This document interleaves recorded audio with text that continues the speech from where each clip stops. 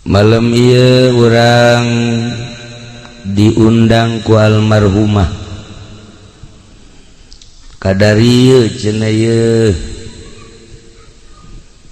bahwa simkuring teges aya di alam barzakh.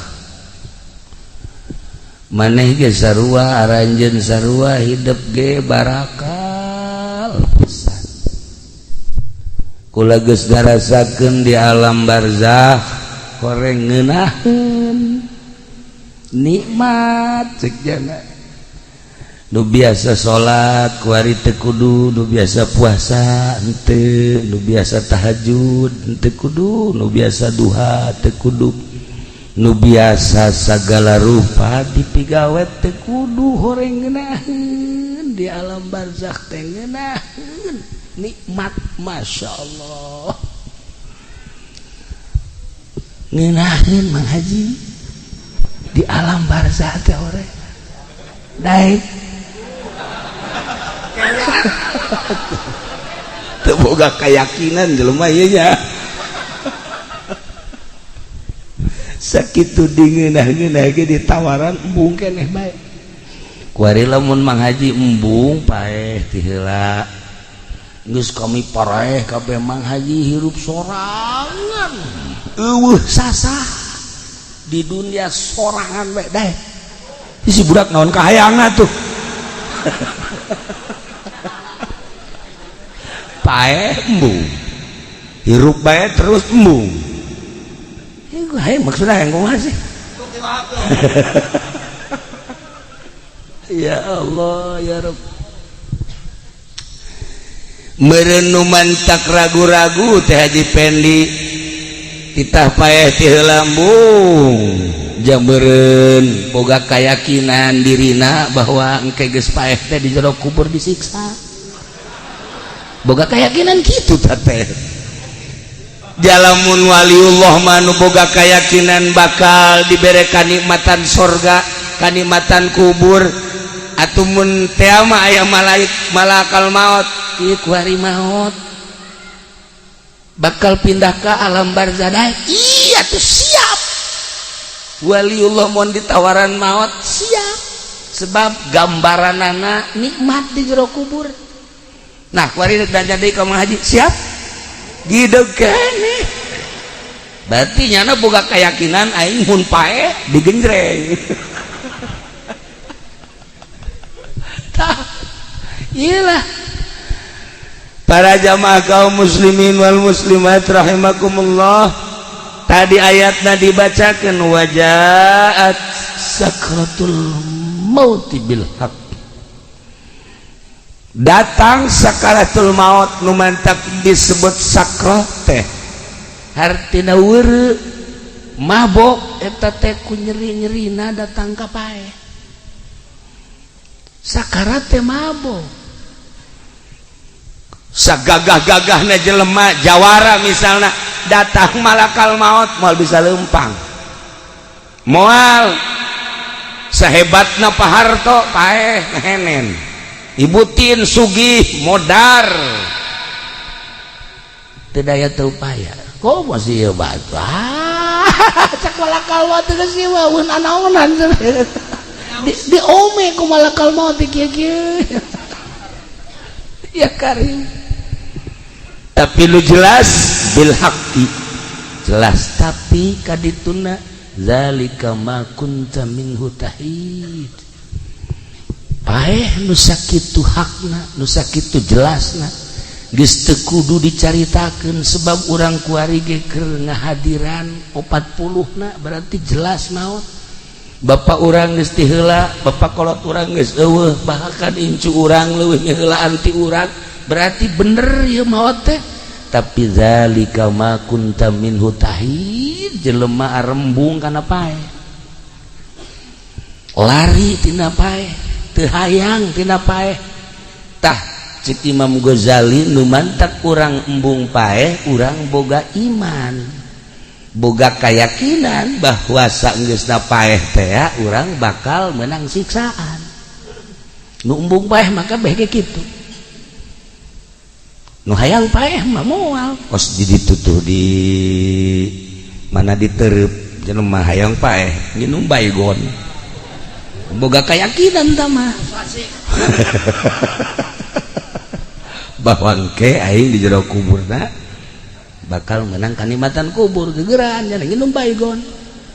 Alhamdulillah lak paeh aing cenah ieu paeh aing paeh nya geus kesanga ira deuk paeh teu paeh malah mah cager nya nu mantak nginum baygon lantaran boga panyakitna bengek boga panyakit batuk bae teh naon ngaranna TBC lantaran ka dokter deui ka dokter geus beak sagala lah cek dina aing mah geus paeh bae nginum baygon geus beres aing lah geus ye barang batuk teh kalaluar tah panyakitna kuari hirup keneh kan mantak beusi aya anu boga panyakit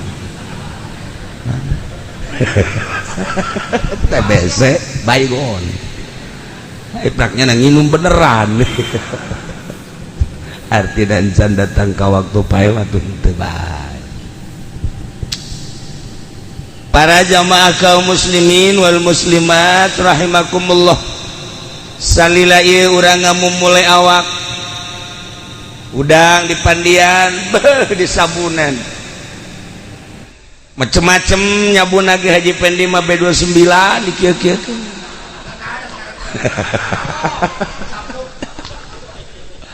cek ge lah meureun topo meureun awak wah rapi pokoknya di urusan lawak teh nginumna teu sambarangan daharna gitu kene diurus ieu awak teh ketika urang muriang malakal maut datang geus lain awak urusanna lain awak dibere gambaran Masya Allah henteu saha awak geus poho awak urang ayeuna inget ka awak teh make baju naon ya isuk dahar di mana ya isuk minum naon ya isuk dan lain sebagainya ieu mah nu boga duit bangsa nu kieu mah teu boga pikiran kitu nu boga duit papan direncanakeun tadi dahar di Jakarta isuk di Bogor lah isuk da deui Bandung lah isuk da deui mah di ditulah di Nagreg isukna deui mah Tasik nah eta ukuran jelema anu hidup menengah kos kitu lamun luluhur mah isuk-isuk di Jakarta nah sore ke Singapura nah isuk deui ka ditu ka Perancis nah terus ke Jerman ngebledak kapalna abatur fokus dari itu hirup teh ya pejabat karitu pengusaha karitu iwal ti santri nu teu boga pikiran kitu ih kumaha manggihna bae santri mah tilok aya rencana masaknya tilok aya rencana jam sabaraha henteu batur ngaji nya masak santri mah kos kitu beres dahar aya deui nu moal timbal dahar deui bloon santri mah nya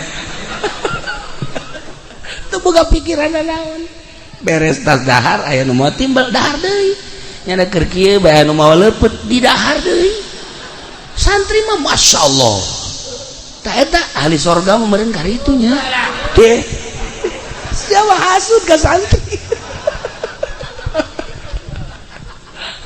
santri mah neuleuh restoran anu rumbe-rumbe anu lampuna hurung herang teh kitu malek lain teu boga duit santri mah panglobana duit tapi malek oh ieu mah ahli neraka cek teh nebe so jasa santri mah so santri mah kos kitu teu daekeun tapi lamun ka warteg nah ieu ieu mah keur carita kuari di urusan awak ketika sakarat Masya Allah geus lain awak roh nu main roh keluar panon urang nuturkeun roh dibere awalna gambaran sorga jeung neraka katuhu neuli sorga kakenca neuli neraka. Gusti Allah bakal orang jaat sakratul maut bil haqi pasti. Ketika orang ningali ka dieu ka katuhu senyum seri aya nu ngagak-gak serina. Heuleuh deui lirikan ka kenca mengkerut neuleus neraka. Ya Allah ya Rabbi, seperti etalah gambaran maut. Begitu orang ningali ka katuhu pas dicabut set senyum, bahkan kesangan, bahkan cai mataan isin cai mataan ningali sorga nu manehanana hirup sakedeung ibadah teu sabaraha tapi gambaranana bakal diasupkeun ka sorga isin entek cai mataan kesangan. Tapi lamun ningali ka kenca neraka gambaranana aduh hese nyaritakeunana mengkerut boro-boro kesangan geus pokona matana ge bangun molotot pikaseun. Ialah alamatus syaqawah mun di dieu alamatus sa'adah.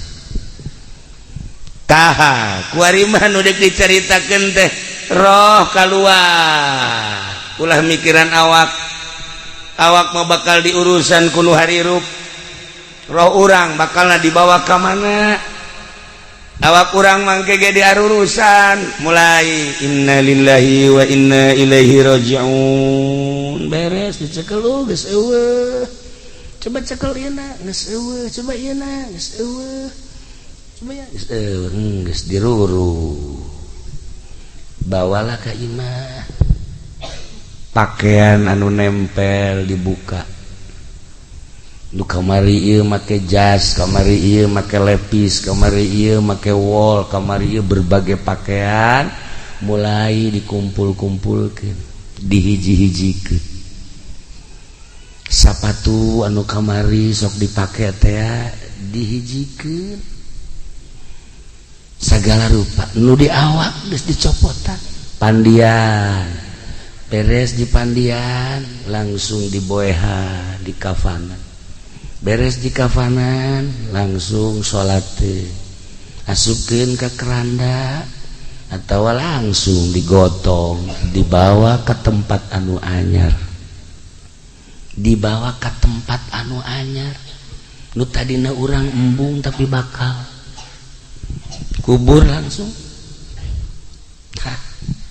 Awak pas datang kadinya beres kuari sapatu jeung sendalna dihiji-hijikeun, baju-bajuna kabeh dihijikeun dibuntel, sagala rupa dihiji-hijikeun. Anu kamari kawauh teh milu nguburkeun nyana, ceurik biasa komo keluarga mah. Bahkan teman deketna mah sangkilang jauh ge berani nyana ninggalkeun pagaweanana untuk bela sungkawa datang. Di kuburan teh loba, di imah loba jelema. Beres nguburkeun, babaturan baralik, teman-teman baralik kabeh, tatangga baralik nyana di jero kuburan. Urang di jero kuburan nu maot tadi. Geus beres kabeh, tinggal dicaritakeun bae. Bi anu maot, ki anu maot, mang anu maot, sekedar cerita. Aduh bagus amat eta maot dihajah mamah mah bagus amat kiai anu maot si anu mah paeh tek aing nyaksian bangona kitu amat si itu mah aing mah da sieun cerita kabeh tentang kematian manusia. Urang meninggalkeun dunia di tengah-tengah kehidupan manusia selesai hirup urang geus. Jawara selesai ngajawarana, kiai selesai ngiaina, pedagang selesai dagangna, petani selesai tanina, pejabat selesai jabatanana, enggesan ketika maut. Apakah carerik alam teu ceurik?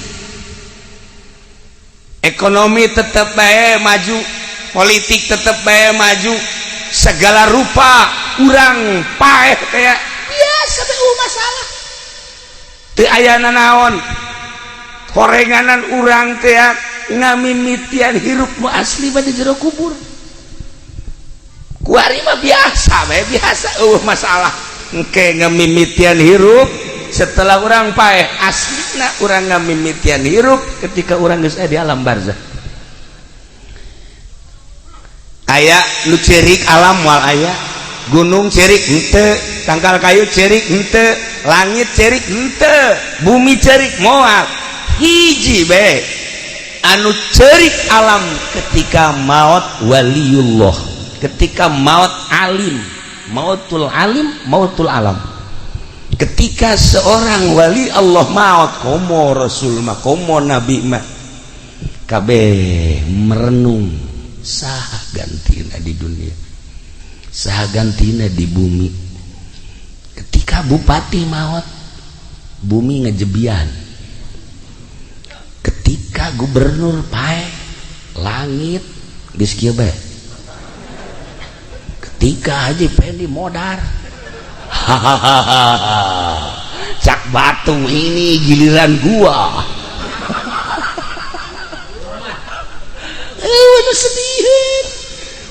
sedihin hiji acat hanya ahli Allah nu dipake kesedih ku alam milu cerik bumi cerik langit cerik rimbasakeun kabeh saha ieu nu bakal neruskeun di luhur bumi nyana terus bae ngemonitor lempang ka mana ngalengkah ka mana bumi nyaho ka ahli Allah selain eta eueuh nu dicerik-cerikan Masya Allah kabeh tah selesai dikubur tahlilan terus tujuhna terus batang puluh ke ngaratus selesai geus kabeh lah bae potona riwayat hirupna ditenden lah dina agenda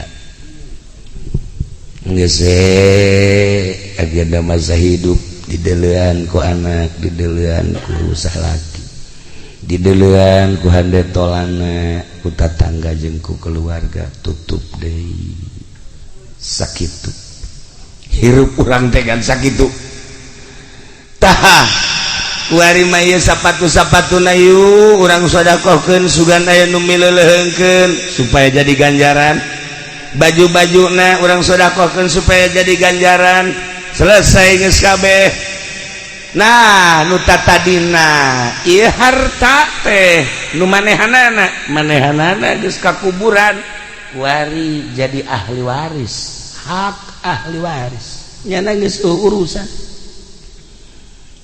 geus sakitu tah nu jadi pertanyaan teh dunia mah selesai diurus beres segala rupa eueuh nu cerik eueuh nu mileuleung eueuh nu sediheun tinggal urang ngamimitian hirup di alam barzah bakal ditanya sabaraha taun maneh hirup di dunia maneh teh dibere umur pake naon umur maneh dibere dunia digunakeun naon eta dunia titipan aing maneh boga ilmu dipake naon ilmu teh titipan aing cak Allah teh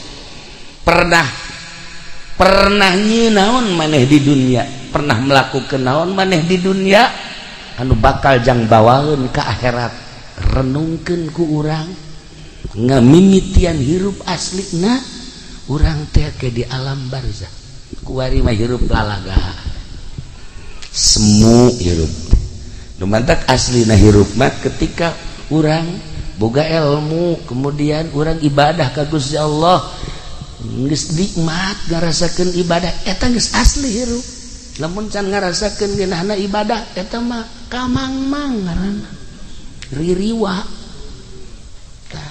tah ieu bangsa ririwa ya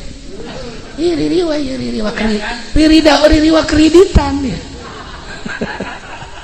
tuh sebuah renungan bahwa seperti etalah tamat geus hirup di tengah-tengah kehidupan manusia urang ninggalkeun alam asup ka kuburan selesai urang ngamimitian hidup tadi Masya Allah kan. Tetapi horenganan aya lawang-lawangna, jang menuju neraka aya lawangna, jang menuju surga aya lawangna. Kangjeng Nabi nyaritakeun jang menuju surga nu boga indung bapa tah indung bapa teh lawang surga. Teu kudu hese-hese lamun urang hayang ka surga kemudian boga keneh indung bapa eta adalah lawang surga. Deketan ku urang indung khidmat ku urang indung, deketan ku urang bapa ladenan bapa paeh urang geus eta teh boga lawang surga. Nikmat pamajikan lawang surgana salaki, asal pamajikan diridoan ku salaki geus moal ka mamana surga sakitu lawangna. Ih nu mantak ieu Hajah Umamah Makiyah cek kula mah Hajah Mama Makiyah mah ahli surga. Gila geus balapokan mah geus teu kudu diaminin ke surga. Sebab salakina ridho. Ya Allah nya nama keur hirupna geus nawaran kawin atuh ka Haji Supari. Walah. Di surga. Aya ridho nya nama Masya Allah karim. Geus kula jaho teleponanana, waduh mani indah. Waktu di Mekah kan kula babarengan jeung Haji Supari, ieu kula nu mantak haju datang ka dieu jeung keluarga gara-gara namanya mawaan baso bae. Di ditu di Mekahna ke segede-gede mau baso, segede-gede mau baso. Asana Haji Supari wali meureun ye. Da maksudna kieu pan di ditu mau baso, meureun nyana ka Jakarta ngalengkah meureun. Meli baso kedeung baso Haji Supari isi bilang baso di mana ieu? Orenganan di sisi jalan aya tukang baso. Tapi ieu hebat nya mawaan baso bae. Ya Allah ya Rabbi. Tah begitu sababaraha poe deui ka Bali eta ya telepon doana cenah istri teu damang. Oh Masya Allah. Beladina masuk ICU. Ya Allah ya Rabbi. Rada raindir rasaan tengah bejaan bae ka Haji Supari asana kula teh sok aya kos kitu tah asana ieu ka dieu asana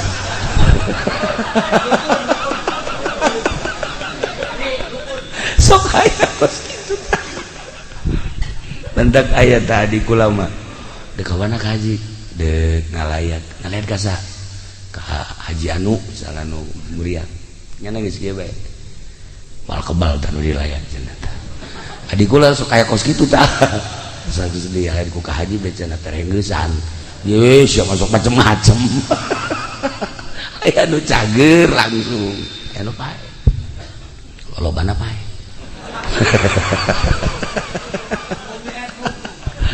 tuh saya umum dilayan saya umum didoakeun berarti japeh mah bakal bloon mah budaknya. Ya Allah ya Rabb.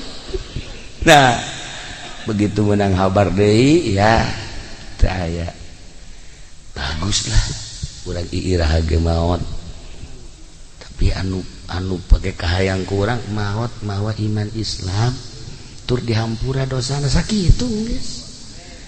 Urang mah carerik nyana mah keur seserian di jero kubur. Ya Allah ya Rabbi inget ka buya bae Cidahu anakna maot carerik kabeh Aisyah kunaon yang jerikan anak aing cak buya kabeh kaget emang kunaon atuh anak aing mah Quran talar salat terus bae ngaji terus bae ajinya asup ka kuburan atuh aya Quranan di awaknya Aisyah heuh oge nya nah kan aja mama mawat ngabakti ka salaki salat teu pernah eureun ngaji terus baik jeung kula kadang-kadang ai ka Cilongok sok ngobrol ngeunaheun ngobrol lagi tara aya naon-naon maot set dicengcerikeun ku Haji Pendi atuh blonan Haji Pendi jeung cerikeun ahli sorga ji bontet nu kudu pikiran mah awak sia tolol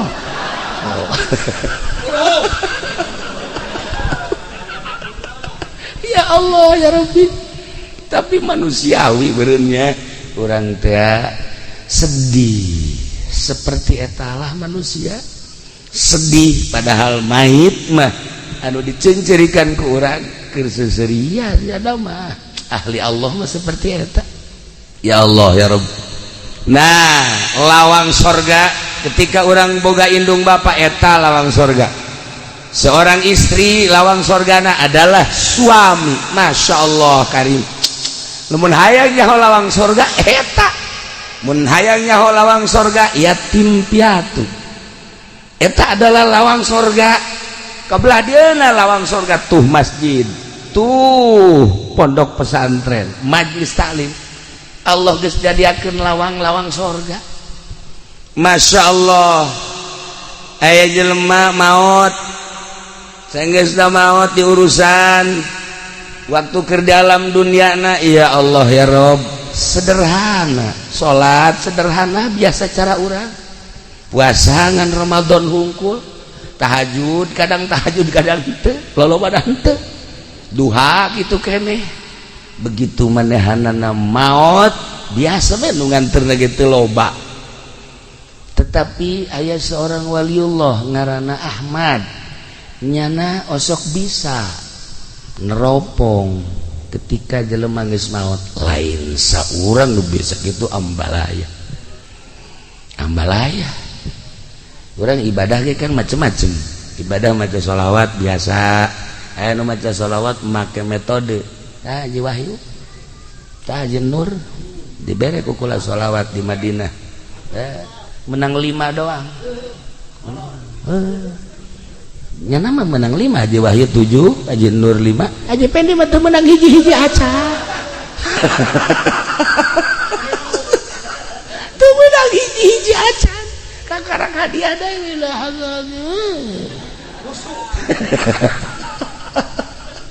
Beda ibadah make aturan khusus, atuh lain deui. Sebab geus mengandai ruh. Urang maca sholawat biasa mah atuh 1000, 2000 babari. Ngomong sholli ala sayyidina Muhammad wa sallallahu alaihi wasallam kamil atuh kararuan. Bere ku kula cara ye kieu maca sholawat bae ngaji kieu. Coba macana sabaraha 4444. Kecil aja jalan. Selama 8 hari kecil aja. Kula osok maca 1000 geus berarti 2 kali ya kula maca. Hayo geus maca. Hayo ka Madinah ka masjid kabeh. Ila hadratin nabi. Hiji tapaeh. Hiji nur. Ila hadratin biasa. Allahumma sholli. 2 tamodar. Eta sa mobil 50-an. Nu tamat kabehnya. Danya Haji Pendi maji. Kula mah teu maca. Emang gua nyaho cenah ya awak. Asalnya. Jadi di antara nu 50 pangbloona nyana.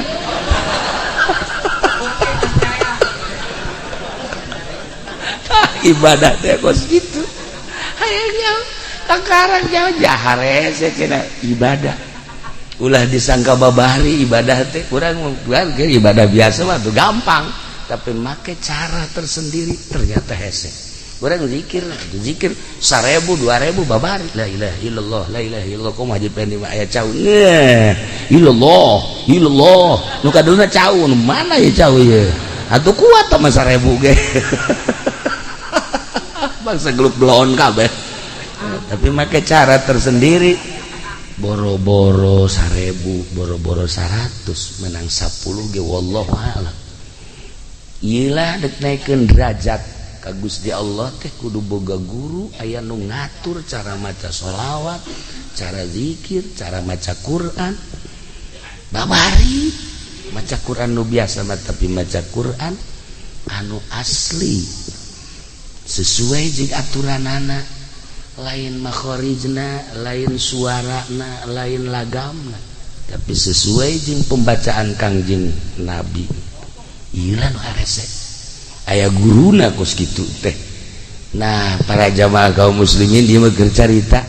Lamun kula tadi nyaritakeun di pengajian Imam Badawi mah ketika di Zarahan teh bisa kadenge sorana. Imam Ahmad Kabiru Ripai sami ketika ziarahan teh bisa ngajawab jeung para wali-wali Allah. Nah iya aya hiji jelema nu tadi dicaritakeun teh biasa bae ibadahna mah, tapi barang ditawajuhan ku Imam Ahmad, Masya Allah, keur diuk dina kursi anu wah saya caritakeunana di surga keur seuseurean bae. Akhirna ditanya, ai ente ieu boga amal naon bisa hebat kieu? Teu daekeun ngajawab. Sugan salat kula bener biasa bae. Puasa biasa bae. Sugan atuh sedekah biasa bae kula mah. Haji boga amal naon atuh hebat kieu? Kula mah ngurusan indung hungkul. Kitu kula indung kula muriang, kula diurusan emak kula teh. Wayah mandian di pandian, wayah dahar di huapan, wayah salin di salinan, paling kula minta izin mak kula dek salat heula nya tuh tas salat batu kaburu sunah acan ngurusan emak deui. Kadang-kadang kula mah ieu bae di hareupeun emak besi hayang nginum teh, besi hayang dahar teh, besi hayang salin teh, besi segala rupa kula ngurusan emak 7 tahun. Geus we kula mah ngurusan mah lillahi taala, ngurusan teh teu hayang nanaon ngan ngurusan mah lillahi taala. Geus sakitu masyaallah emak maot, akhirna menang 2 tahun kula maot. Ieu ganjaran ngurusan emak, ternyata kula geus aya di sorga. Mustika eta emak teh lawang sorga. Untung jelema nu masih keneh boga emak.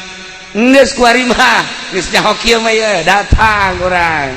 Mah, diusapan. Naon sih ngusapan? Cek kiai ge cenah ngurusan emak. Atuh mah mah sehat keneh, atuh kajen mah sehat naon kurang mandek urusan emak bae, mah hayang kitu jak macan gering. Kukala dek diurusan nu penting mah tas ngusapan emak kudu. Sia naon ieu ngurusan, kudu ngurusan emak bae yang beli sekupi mah. Semua lain ngurusan sama garong.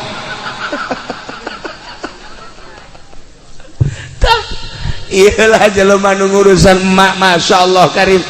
Bentak inget ke abah ya, abah kedatangan santri. Sia iya cak abah kan sia abah geus kebal amat teh ka dieu. Ieu kula ditinggalkeun ku abah aju emak tinggal hiji-hijina muriang deui tah eta mustika cak abah. Urusan ku sia ulah ditinggalkeun. Geus eta mustika mun hayang nyaho mustika eta. Pan haji pe ini mustika teh keris. Nya nama otak napan ngeres nya nama mustika teh keris di mana ge keris ambalaya. Wow, menang melian di rawa bening ambalaya loba. Keris malulu di mana?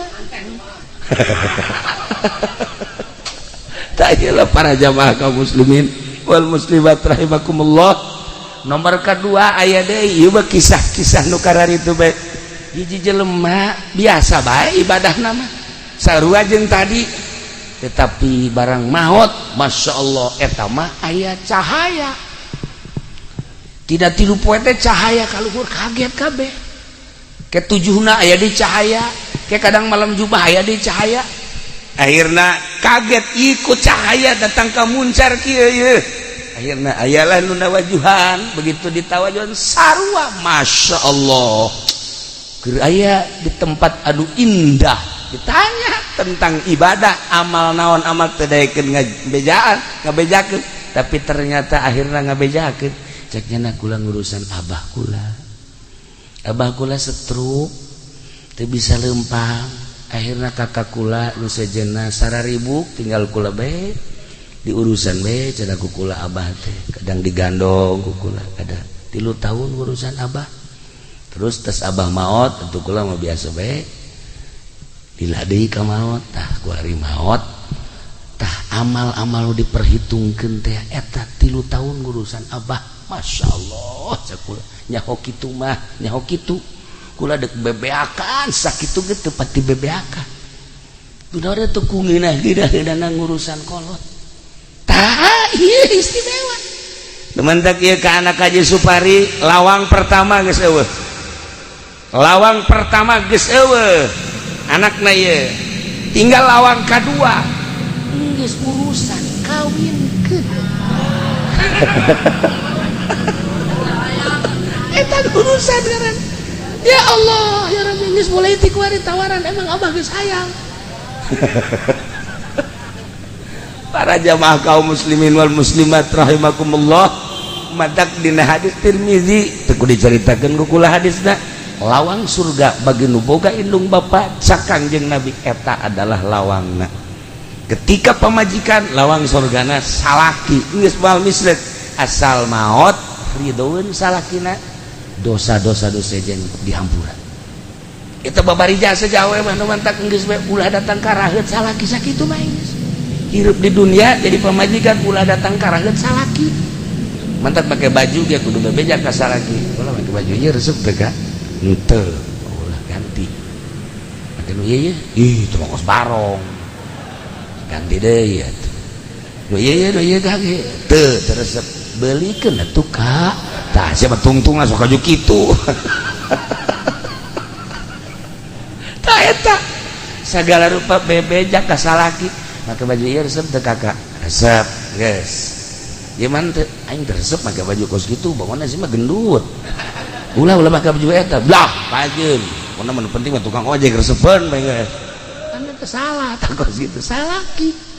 Masyaallah asal salaki resepet geus. Sorga lawan sorga muka sakitu eta geus lain rahasia teh kos kitu teh tapi eta masyaallah ka salaki teh ih digerokeun ge neng kos teu ngadenge teh tolong neng geus 3 kali neng naon mungang neng lain ieu kakak yang kopi atuh nyokot engkos teu boga cokor bae pamajikan puara ya Allah aduh bahasa cokor mah pondok mah kos gitu mah ya Allah geus kajeuna tuh salaki nyokot sorana nyokot deui kopi beungeus aya tah ajeun naon deui itu sugan aya naon ieu nu garing tuh aya tuh di kamar coba pang nyokoteun emang teu boga leungeun ih di pamajikan puara ieu mah tah eta kos kitu pan senep teh salaki teh senep tuh nu kuduna masalah kopi kakek tenang hayang kopi naon kakak ih kapal api aya kapal meledak aya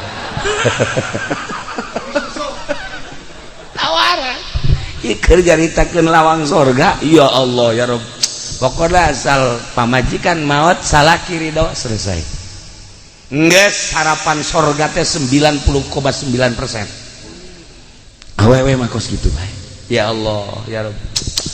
Dah gitulah para jamaah kaum muslimin wal muslimat rahimakumullah, maut urang di tengah-tengah kehidupan manusia berarti selesai hirup urang. Selesai hirup urang teh di dunia di bumi, ternyata orang urang ngamimitian hirup di alam kubur, hirup nu asli.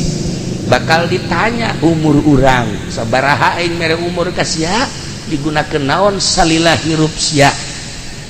Siap encan urang jawaban eta sabaraha aing mawa mere harta kasiat dititipkeun ka sia digunakeun naon ku sia salila di dunia harta aing emang nu sia tandana lain urang maot eueuh dibawa jadi milik batur geus paeh mah milik anak milik ahli waris anu ngerina harta dibagi ku ahli warisna urang mah di jero kubur halaluha hisabun wa haramuha iqabun. Lamun renung kadinya inggis di luhur mah perebut harta lain perebut dibagi lah sia sakitu beres selesai geus tapi horenganan nu bogana mah halalna dihisab haramna disiksa. Renungkeun ku urang ngamimitian hirup di jero kubur masyaallah karim ilmu aing mere ilmu ka sia bake naon emang ilmu sia ilmu aing ku aing sia dititipan ilmu sia bisa maca sapinah bisa maca takrib bisa maca fatul muin bisa maca tafsir dipake naon ku sia ilmu aing ayo ke kampanye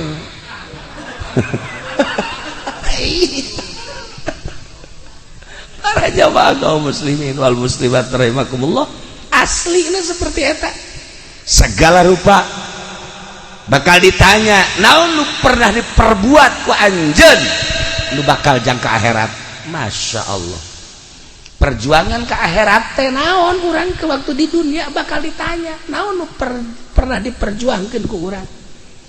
Iyalah sebuah renungan ketika almarhumah maut urang kumpul di dia, ternyata diundang ku manehanana kula hanya sabab hungkul nyaritakeun tentang ngamimitian hirup di alam barzah nyana nunitah bejakeun kula geus ngarasakeun di alam barzah. Gusti Allah tinggal nunggu waktu bae guru kula di Banjar sehat minggu kamari babarengan nikahkeun minggu ke ieu geus teu aya. Ya Allah keur hitbah teh ngalamar balikeun lamaran ka ditu keur dahar sahuap dua huap plek teu aya. Kumaha coba umur mah sehat teu aya keluhana naon. Waktu dicabut bae ku Gusti Allah. Nah, jam sebuah renungan ulah asa maneh urang sehat, ulah asa maneh urang gagah, ulah asa maneh urang teu kaya, ulah asa maneh urang segala rupa waktu maot bae. Sedengkeun begitu maot karak awal urang mulayan hirup nu asli di dieu. Eueuh nu milu ka jero kubur teh iwal ti amal urang teh ngingintil bae. Ngingintil deureus lamun bagus mah nya kaset geus leungit, lamun jore ngingintil bae. Urang ke dikubur saha ieu teh batur maneh. Iya ieu teh boga batur kos ieu ku di dunia. Sok macem-macem. Saha batur maneh. Jasana di Cikupa mah kararasep koy mah jore amat. Iya eta nyedekeun si Mbak. Nyedakeun si Mbak. Oh ieu kula cenah anu susuna ojol jeung baso teh ya. Ditataan ku jana hiji-hiji jadi kula ieu teh amal anjeun, amal maneh. Jadi kosia dumungan wae yeun amalna kosia. Idit nya ka ditu. Moal bisa init timimiti ayeuna. Sakedeung deui bakal datang malaikat munkar nakir. Isuk pageto bakal ditimbang kula dek milu bae ngajembat di jembatan Siratal Mustaqim kula dek milu bae. Ya Allah ya Rabbi endeu kumaha teh teu bisa ingkah milu bae jeung urang. Gusti Allah. Tapi lamun amal urang bagus da kaset nya seungit saya ieu teh batur maneh asana kaset amat. Jadi dunia mah paling ge boga batur teh modal Haji Pendi. Jakos kitu nya mah. Akur jeung disolehar ngan eueuh buntutan doang. Aja kos gitu ieu mah kok kaset amat. Oh ieu teh salat nu 5 waktu puasa Ramadan sedekah tahajud duha salat hajat zikir baca Quran. Nah ieu dibentukeun seperti kula teh amal anjeun teh alhamdulillahirabbil alamin. Sakedeung deui ke bakal aya malaikat munkar nakir nanya ulah sieun kula nu bakal ngajawabna. Tenang we tenang kula nu bakal ngajawabna. Engke bakal ditimbang amal kula bakal milu ulah sieun ngajembat di jembatan Siratal Mustaqim kula bakal milu. Pokoknya tenang we kula selalu milu sampai ke sorga. Ya Allah ya Rabbi senang amat. Tah nyaritakeun senang kitu teh ngeunaheun. Coba-coba urang nyieun kesenangan. Nah malam ieu jam 2 hudang nyieun batur jang dikubur. Pan urang ieu kuari ieu saha jelema nu hudang ti peuting tahajud jero kuburanana bakal ngacaang. Jero kubur teh bakal caang ku hudang ti peuting tahajud. Nah eta kan geus nyaho tah.